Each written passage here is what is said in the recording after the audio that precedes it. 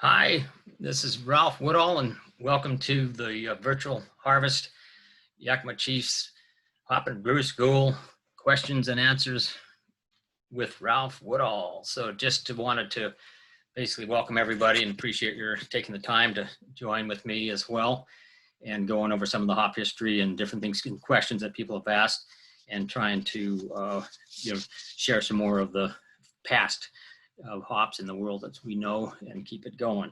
So, but also just wanted to take a moment here before we started to just take a moment of silence and remember all that was lost on this day in September 11th, 2001.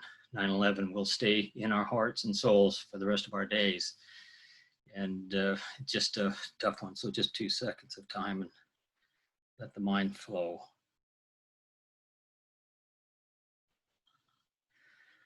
Okay, so now also during that period of time at our company office, we used to fly the American flag outside the office to recognize the losses that were on 9/11. And I had a picture of that to show basically where we were and then the flag up top. That's showing that we did have the respect of that going on. And also at 9/11, 2001, remember that morning waking up and getting a call from my brother in New York and all the things that were going on. So then at this time, also Bill Pengelly from Deschutes Brewing was coming through doing hop selection, and when that broke through. So it was just right at the very beginning of that period of time, but that's a period that we want to keep in mind. Also going to Great American Beer Festival, GABF that year was quite interesting because there had been no flights and then all of a sudden we were flying again. And I remember being on the plane flying into Denver and basically knowing about half the people on the plane because they were all brewery people going into the event. And then I'll never forget going into the Great American Beer Fest and then the amount of security in the airports and so forth, the amount of security that was there to monitor what was going on. So that was definitely a point in time for us to keep in mind. So yeah, and wanted to just get in to start off with a couple of the questions that we had, and one of them regarded New York and growing of hops back there, and pre-Prohibition and Prohibition and after Prohibition, and questions regarding varieties being used, and also the Cascade varieties. So wanted to just spend a little time. One of the good things too is we have lots of historical perspectives and historical books, and this one here, Tinged with Gold, Hop Culture in the United States by Michael Tolman. And that basically goes over the history of hop growing in the United States and lots of good information regarding the different growth patterns and what happened over time. And going into that particular book, you can go into Waterville, New York in 1855 and showing pictures in there and different things going on, and also talking about the hop growing conditions, the amount of things happening at that time, all the way up and through. And you can see the maps of the growing of hops. And of course, New York was a big one at that point in time. So that's always, never forget the historical perspectives that are present in books. And those are things that we just need to be aware of for our reviews and so forth. And I've had that one for quite a while. Anyway, basically back in New York, when they were growing hops back there in those days, turn of the century going forward, they would have been dealing with the early clusters and the variety Fuggles and so forth. So they didn't have any Cascades back at that time. And when they did have the Prohibition, that did stop at that moment in time because of the fact that there were, no alcohol sales, but also there would have been export hops potentially going on. So you think in terms of they continue to be growing hops. So you would be looking at, even with a break in production, they would be starting back up in the 30s and 40s and 50s, still growing hops there up into the 60s, and actually all the way up into the late 70s before they made a break totally out. So keep that in mind, that their hop production, of course, is restarted again now, and that's part of what came into being because of the hop supply and demand shortages, and all of a sudden different locations realized that they could actually be growing hops again New York got involved through their state Department of Agriculture and so forth in helping to promote the growth of the industry in New York again by adding in additional, finally getting hop started there, but also making that any production based on brewing from New York would have to be a percentage of the New York grown varieties. So that basically has got that back into play. And of course now Cascades are big time. But just as a follow-up on that, one of the bigger suppliers at that time was basically George Siegel had a hop ranch that he put in Malone, New York in 1941. And so that was basically growing hops back there and expanding out. So he did see a growing demand for hops, basically after Prohibition, and then also after World War II, where there has been ravaged hop yields over in Europe and Germany and so forth. He saw there was a true demand. So he got that together and expanded his acreage out. So then when he passed away, he had a son took over in 1950 and kept that growing and going forward. They also opened a new a new hop yard in ranch in Granby, Washington, back in those days as well. So they had two locations going on. And then once they decided to basically, take out their acreage, they ended up totally leaving New York and came out to Washington State, basically. So at that moment in time, they were dealing with, starting to come up with new hop varieties and so forth.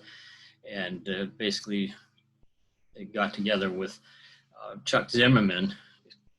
And that's when they had basically, John basically got together with him and they started working with what was known as a variety at that time, experimental variety, that ended up becoming the Cascade varieties. So that was released in 1972 was when Cascades came forward. So that would answer the question that there wasn't any Cascades being grown in New York during those early days. So then basically when going on forward, that's a case where that variety eventually took off and became one of the craft hops going forward. So, but that also leads us into communications regarding other varieties and how things have grown up over the past several years. So I thought that would be kind of a good segue to go into basically the hop characteristic booklets and showing all the hops that are being grown at any given time. So that's something that we want to make sure that we have looking at how hops grow over time, like we've talked about before, and that some get more acreage, some reduce in acreage. So that's where that's a tough situation. And then want to apologize also if you can hear the lawn mowing going on, but I'm at the folks' place, and by chance that's where it's at. You just have to take it as it is. So one other question that had been one of the other questions I wanted to go over with was the question regarding the supply of the Pilgrim variety. And, that's a particular one where we're dealing with, dwarf hops and so forth. And it's a case where they're always updating acreages and looking at growth potentials and so forth. And Pilgrim is still being grown. Basically, it's was released in 2001. It's got the spicy citrus, pear characteristics, 9 to 13 alpha and, 4.5 beta and so forth. But it's a situation where at this moment in time, for the supply and a lot of varieties, Yakima Chief, we've decided over time that there's a lot of worldwide varieties that we physically can't keep up with and try to micromanage a lot of those. And so we did have a large reduction of several European varieties, domestic varieties, from basically France and Germany and UK, Australia, New Zealand, and ourselves as well. So we try to get our base set up to where we would have hops that would be justifiable as far as our management and production and sales of those varieties. Current state with the Pilgrim, we're mentioning in the question was whether or not they, why there wasn't any supplies around. And probably what we're dealing with is a lot of it has to be this time of year, particularly they can be sold out of the varieties and so forth. And then from there, you can go to different websites and this one's sold out. Maybe this person still has some more. So that's a case where you want to, know this time of year in particular, high demand hops can be sold out. Also, there's a situation where certain varieties over time do basically don't get the supply demand going. They don't make the grade in forest sales and so forth. So they're actually taken out. And they had mentioned this, Sovereign being one that was going to be knocked out for this year. So anyway, that kind of leads us again into this section regarding that I wanted to go over on the hop varieties and hop data booklets and so forth. So on that, I made kind of a cheat sheet list to be able to go over, read a little bit for you, and going back into the early days. So when we were back in the Hopunion days, we basically had the variety booklets that were coming out, and we had one. I know there's another earlier one, but logistics and trying to find those. But anyway, this was that one I was showing you last week, the hop variety characteristic booklets, and this one here was from 1994, 95. It has the listings of the different varieties and so forth. So that's a case where this particular one has the old Sunny Hop Ranch picture on the back of it, and that's basically a combination of the Sunny Hops becoming the Hopunion USA. And back in those days, we had varieties. You had Eroicas in here, Columbus. You've got your clusters and Chinooks and Bullions and Centennials had just been released, and Willamettes, another one called the Ultra, if you can imagine Ultra, and then Tettnangers, Spalts, domestic saws, Liberties, Kent Goldings domestics, Hallertau domestics, Hirschbruckers domestics, Crystals and Fuggles, US, and Cascades. So that basically at that time, we were looking at the very first books, we would be looking at 23 domestic and 20 import varieties. And we had basically white targets and white North Downs, and we had the English Challengers and English Progress and Australia Pride of Ringwood. We had German Hallertaus, Hirschbruckers, German French Trossel Spalt, English Kent Goldings, Fuggles, so forth. So we had that going on. So that would basically be in the mid 90s. Then we got up into 2000, and we ended up with the basically Hopunion Draft Brewing updated book going on then, and having pictures more of what's going on with hop harvest, different things happening in the background. On this particular one, again, it's the same situation, same kind of verbiage and so forth going on, introductions and so forth, talking a lot more about pedigrees, maturity, yields, growth habits, pickabilities, drying, baling, cone structures, lupulin characteristics, the aromas, alpha acids, betas, cohumulone storage abilities, total oil profiles, myrcene, himulines, caryophyllines, and farnesines, general trade perceptions, and other information. So we had all of that information in here. We try to give you the pedigree background, maturity mid-seasons, what their yields were, good growth habits, disease reactions, and so forth, pickability, how are they for drying and baling, what's their basically lupulin aromas, the alpha ranges, betas, and cohumulones, storageability indexes, total oil breakdowns, between the myrcene, humulines, caryophyllines, and so forth, and general trade perceptions and release information if we can. So that basically was a case of, updating that booklet at that point in time, and basically was a reprint, basically to get it in the new format, but not having added or reduced any additional varieties. Then basically, again, in the, that was in 2001. So finally it was by 2003 is when that booklet was republished again, same front and same back, but it also had more information, more updated details. And at that moment in time, it also introduced the fact that the Hopunion craft brewing sales had been opened and started. And that's a case where spring of 2003, we were getting introduced with Craft Brewing Sales LLC, which is the new company, and it was no longer related to the Hopunion USA group. In here also, we did add a lot more information about this, the books and articles and things like that, brewery quality beers and designing great beers, using hops and so forth. So lots of information was being supplied to the brewery world at that time based on what was happening on. And we had basically the same background information, same alpha, betas, HSIs, and so forth that were going on there. And that particular issue basically ended up with 31 domestics and 23, so it was a total of 54. So that's, again, several more varieties being added into that. And this particular one here also includes the Simcoe variety, which was released in 2000. So Simcoe makes it into the world of this particular booklet here.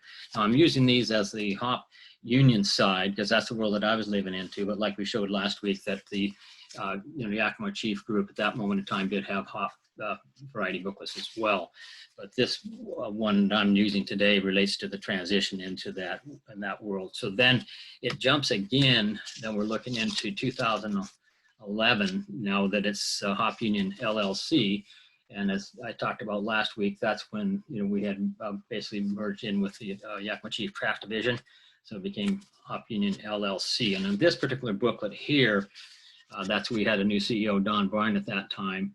And so on this particular one has now 36 domestic varieties, which is up 13 from the previous book, and then 43 import varieties, and along with organic hops. And there was 23 import hops and a total of 5 domestic imports, and domestic organic and 7 imports.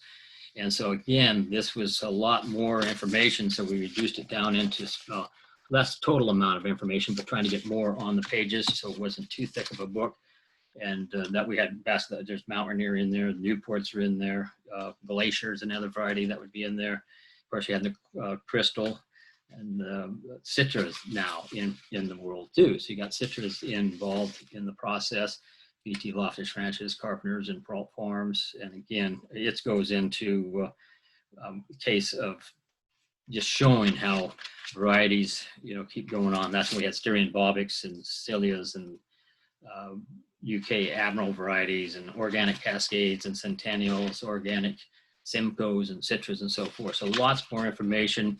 We also got a lot more details in the front as well, kind of showing the breakdowns again of the different processes, different products, CO2 extracts, reduced isomerase extracts, and so forth. So those are, more technical information to supply to the brewery world at that time too. So those, and then also introducing each of our grower owners and kind of a breakdown on their history and their family farms and so forth. So that's process was in there as well. So that was the book there. And then it jumps into another updated book. It's a little more detailed.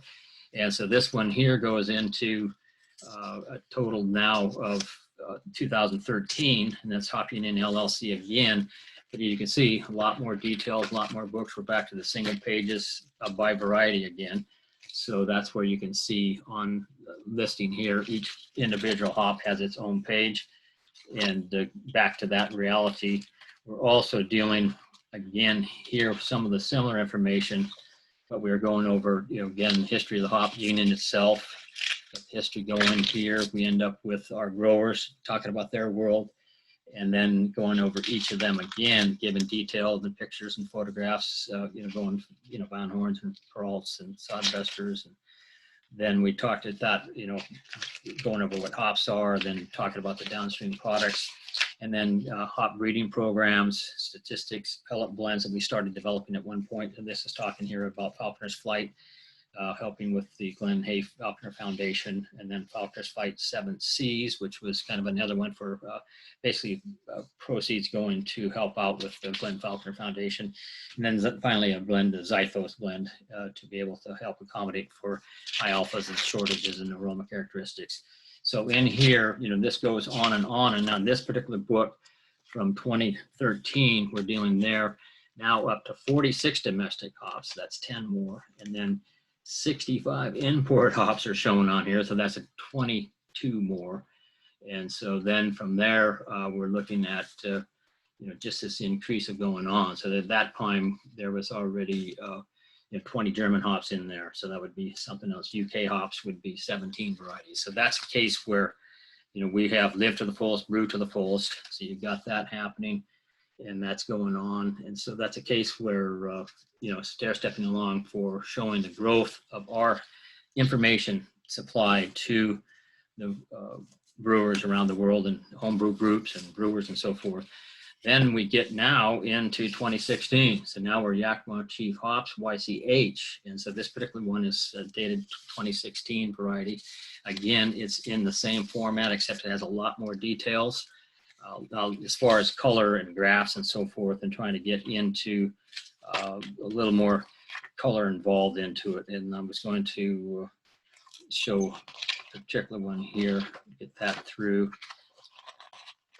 Flip into, you got the nuggets showing up, Sriracha Aces are in there, Pearl Saws, and then Simcoe variety. So you can see the Santiam and Simcoe listed in there.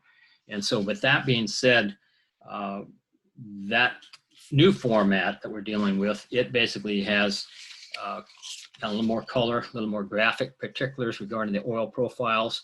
And then it goes back into your oils and your alpha ranges, your betas and total oils and so forth, and gives you, again, beer styles that you're dealing with. So it kind of helps out in the beer style world for people and gives you a little aroma profile, passion fruit, berry, pine, earth, and citrus, and then also the country of origin. So that cuts down some of the chase, and it's called the dual purpose hop.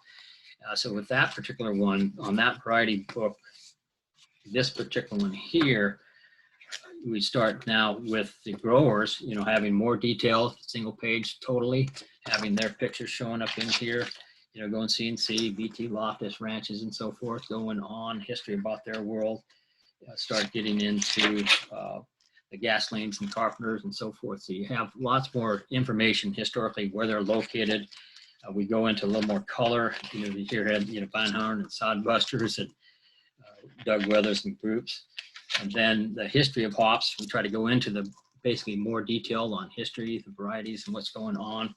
Then breaking it down, talks in terms of our green hop points, leaf hops, gives us information on hop pellets, resonates, CO2 extract and so forth. And then it goes into the hop breeding process and programs, a lot more really good details, talk about year 1, 2, 3 to 5, 6 to 8, year 9 to 11, and final release in 11 plus years. So those are interesting things to talk about hop breeding programs and, related to the select botanical groups and also the, HBCs. And so then pellet blends, again, talks about that related to the Falconer's Flight, like we were talking about earlier. And then also the 7C variety and Zythos and things. And those will help out. Now, then it goes into the alphabetical order for the varieties, similar to what we were talking about, Natanums, Amaryllis, and Cascades, and so forth, going right on up. So that goes into the new era that we're dealing with the Yakima Chief Hopunion. So it's basically YCH, and that's the hops there and the logo that we had going on. Now we go into another round, and then this goes up into 2018. And so that's when now it's been rebranded totally into the Yakima Chief Hops. And again, you have that, our logo going on, the coming together of the two, the growers and the brewers, showing the quality characteristics. Again, the same size, particularly a little more detail going forward, but you can see the thickness of this book now as it goes over those years. So you take that back to the beginning point, you can just see that's like, woo, there we go. Or, back into the Yakima Chief days too. You start dealing with the amount of information that's being supplied now versus then.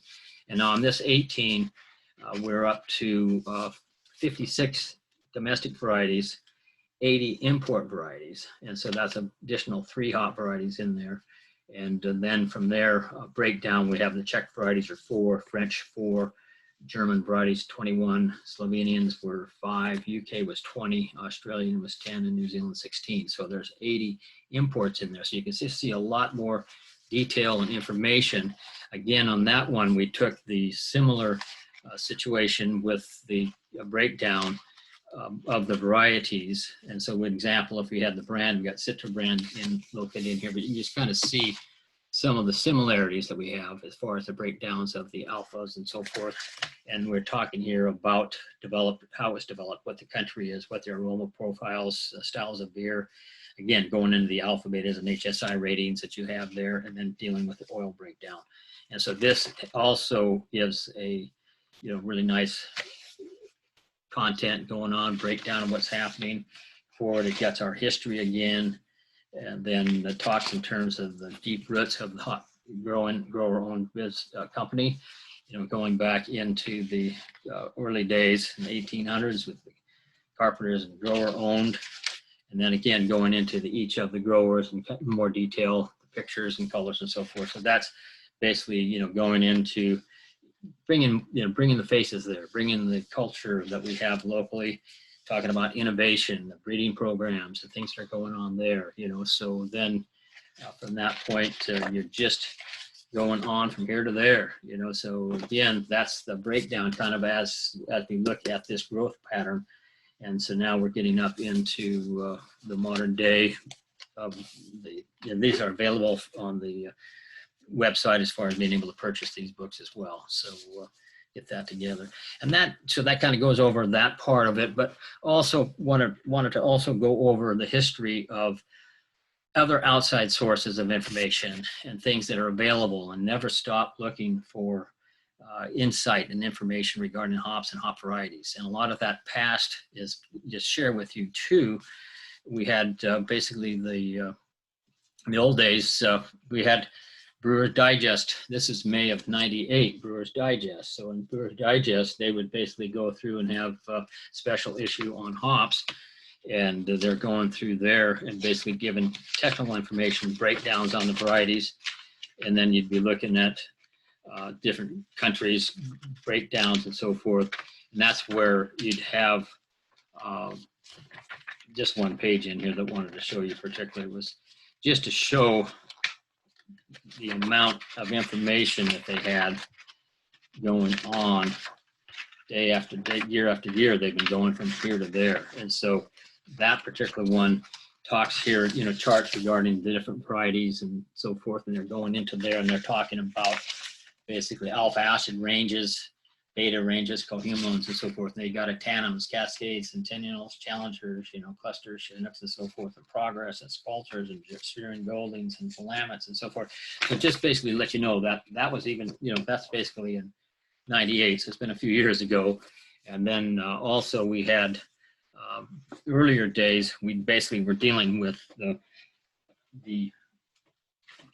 Woodall magazine, and excuse me, and from there you'd end up with basically this particular book here has to do with hops from Woodall in the Brewer's Digest, and this particular one is going back into the '80s, and so at that time it's history about hops and so forth, and Washington State, basically 1915, 1950, 1975, and 1984, then Oregon, there's, California.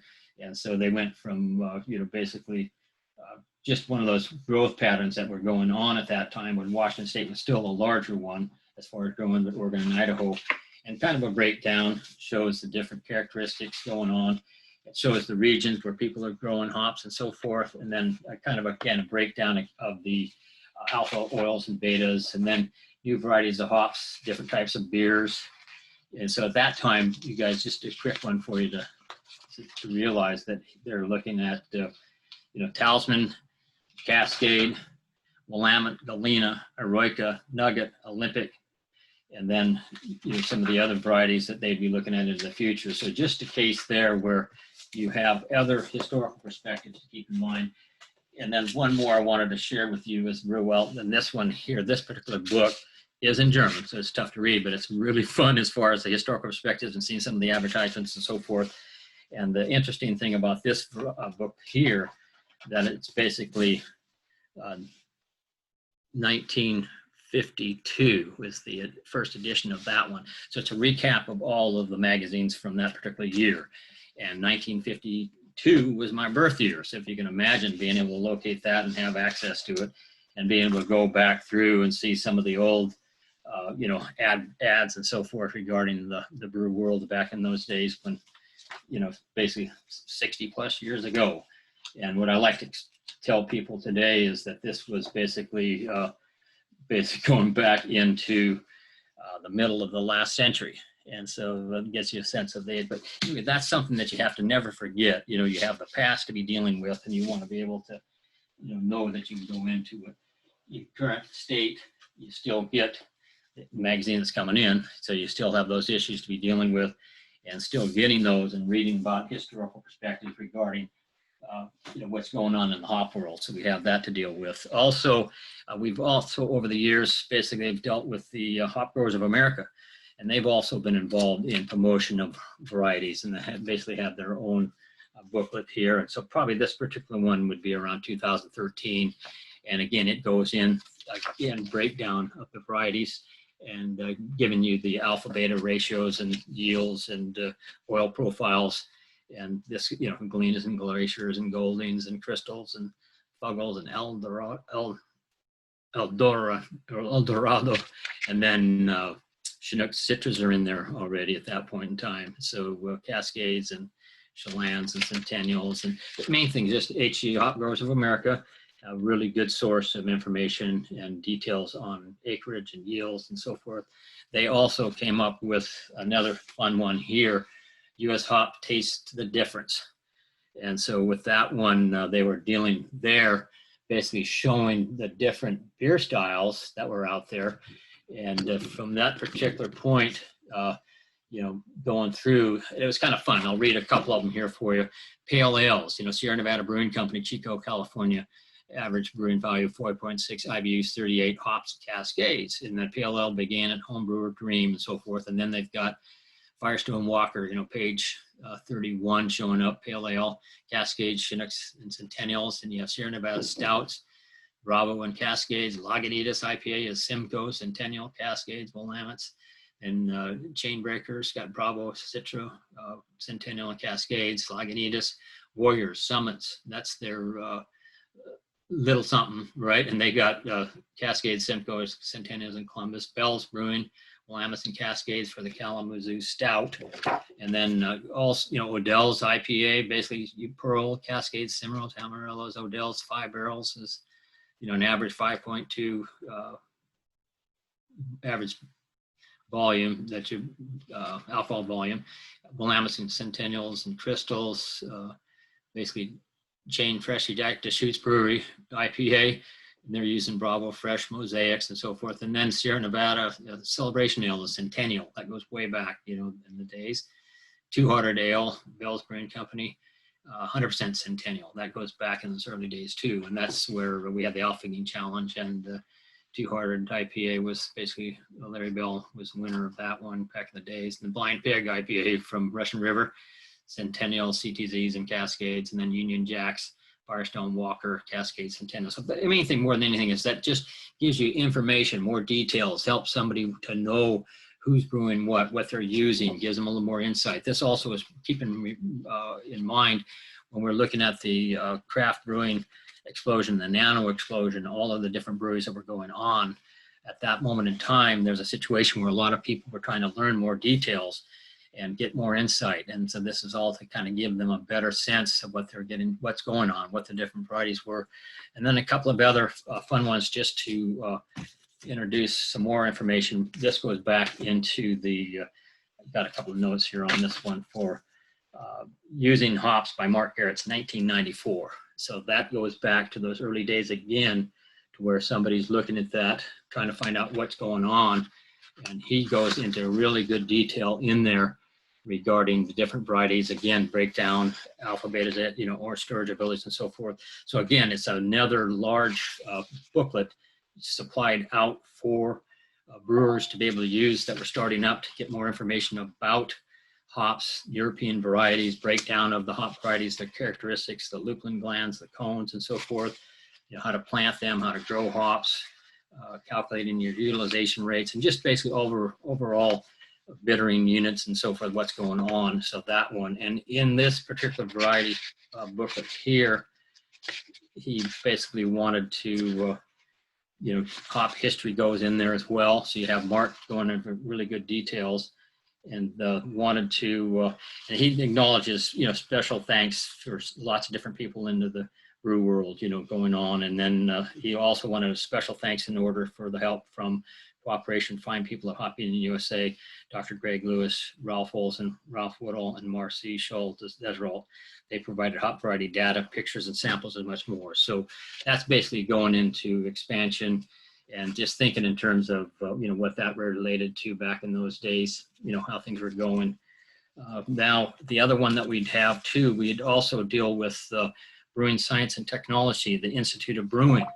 And this is a Institute of Brewing one, so that goes way back in time as well. So this is about 1987.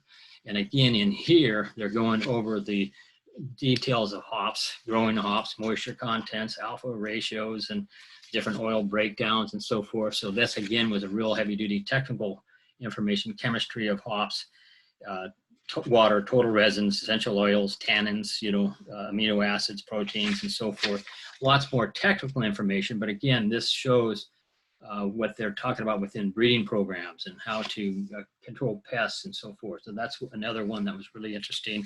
And going back in the old days too, the English hops would have varieties available, so you could read into their oil processing information. So again, this was what we were using as well to help generate our booklets, but also to help understand the hop that we were getting in to sell to the brewers as well, because we've got a large portfolio of hops, and kind of go through different varieties going from Europe, the Fuggles, and so forth. So that's basically an old one there. We also basically had New Zealand hops. So we had a little booklet from New Zealand, and that would be information there that would break down the different varieties on the back and give you the alpha beta ratios and so forth. And then it also had basically a conversion table in here, and also beer evaluation sheet in the middle of that. So that was giving you a lot more insight there to be thinking about. So those are cases of really interesting. The other one, I just wanted to keep going here to you guys because it's a case of trying to make sure to cover some good bases today and just giving more perspective on the hops in the world. And so this particular one here, Field Guide for Integrated Pest Management in Hops, Oregon State University, University of Idaho, USDA Agricultural Research Services, and Washington State University. So this booklet, again, this would be a case where we would be dealing with trying to look at varieties. This was published in 2010, so 10 years ago. And again, it goes into pest controls, spiders, mites, and so forth, and also having to do with growing of the hops. Things to be looking at for weed, predatory mites, basically different things to be dealing with, and trying to figure out how, moles and different things like that you can help to try to identify if you're growing hops. And again, this came into a situation where there was a lot more hops being grown around the country. A lot more people were growing the varieties. So this was, again, more things for them to be able to look at. So keep that in mind. Those are things that we have to face all the time here in Yakima and Oregon and Idaho and so forth. But also back around the United States, they had to come up with these interesting concepts as well to be able to keep their acreage going on. So that's one of their field guides. Then they also had produced basically a small pocket version. And so then again, that was taking that basic information, put it into a little pocket version so somebody could go out into the field, have it with them, not have to carry the full. They'd be going through there, hey, let's find out what are the bugs out here, what I've got to worry about, so that gives them a chance to be able to realize that these are the pests that I have to get rid of and take care of, and they're going to create a problem for me. Here's my different plants, just whatever it related to. But anyway, those are kind of a fun one. That's been from the Washington Hop Commission, and that's a fun little guide there to have as well. And then going into, I've got another one here too. Just wanted to share this one. Now this relates to the going way back in time and the history and geography of the cultivated plant, the Hop Atlas. So the Hop Atlas case, that's a case where you're dealing then with lots of historical perspectives going way back into the days. And again, it's an old history book that's going back in time. And this particular one here basically goes into Heinrich Barth history perspectives and out of Germany. And this one here was produced in 94. And that was based on a reproduction of this, book itself. But what it does is it goes over and deals with each particular area around the world, the history of it. You've got Washington, Idaho, Oregon varieties and stuff like that, and it goes into the history related to European varieties and locations of growth and the historical saws world and so forth. So that's a case where you can have lots of information regarding what's going on in the hop world and how it's progressed over time. So that's basically an atlas that has just a lot of good feedback. And so if you think about these two styles together, you know, the old and the new, the history in particular, that helps you to get yourself, you know, better oriented. And then another one in here that was kind of a fun one. This is Hops Then and Now, brief photographic history of growing in the Yakima Valley from 1940s until 2014. And so this would have been a friend of mine from high school. He did basically a book regarding the growing in the Yakima Valley particularly, and lots of old photographs of historical pictures and photos like we've shown before. But again, it's a real good chance to be able to see the process, see what's going on, see how it's changed over time, and knowing that when I was a kid, you know, working in hops, it's one thing versus how it's going today. But that's a case where here's a classmate of mine from East Valley High School who ended up publishing a book, and this particular one, and here's basically Gary Helms, and he worked for the Demery ranches, you know, Van Horn and so forth. And so that's a case where you deal with their world and all the stuff that was going on. But that's another really fun one. The other one to keep in mind for future thought patterns and use as well. And this one here is called the Hop King. And that particular one talks about Ezra Meeker and the boom years, you know, and this is where we're talking about over in Puyallup area, over by Olympia, and the hops being grown in that location. And then that's also didn't work out over there, but it was here in Yakima that came together. And that's where, of course, the Carpenter ranches were there, but he was on the other side. But eventually they all realized that the Yakima Valley and you know, the water supply, the ground and so forth was the place to be able to be for the growing of the hops. And so this one has turned into be a really, you know, fun book, a historical book to read. And don't forget that particular one. And then there was another one regarding growing over, it's called the Bush Forts Valley, over again around Tacoma and up into Curtis Hill, and just early day pictures, again, of hop growing way back in the days, different locations, bringing them across, you know, on a truck, and going back in time. So those are just some fun ones. And then also Yakima itself basically has the Yakima magazine. Every year they come up with basically a beer issue.